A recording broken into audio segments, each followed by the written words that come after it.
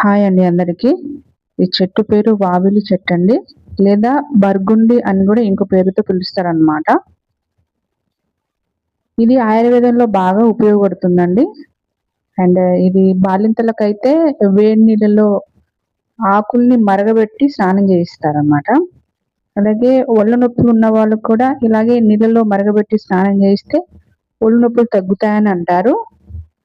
ఈ పూలను నూరి అందులో కొద్దిగా పసుపు కలిపి దురదున్న చోట పెడితే దురద అనేది ఖచ్చితంగా తగ్గుతుందంట.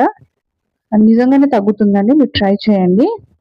అలాగే దీని ఇగురు ఉంది కాండి, ఆ ఇగురు తీసుకొని కొంచెం నలిపి అందులో కొద్దిగా కర్పూరం వేసి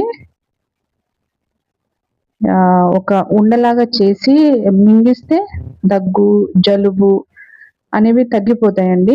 అలాగే కడుపులో నూలు పురుగులు కూడా తగ్గుతాయి అంటారు దీంతో. అండ్ జాత శిశువులు ఉన్నారు కదండి, వాళ్ళకైతే చాలా బాగా పనిచేస్తుంది.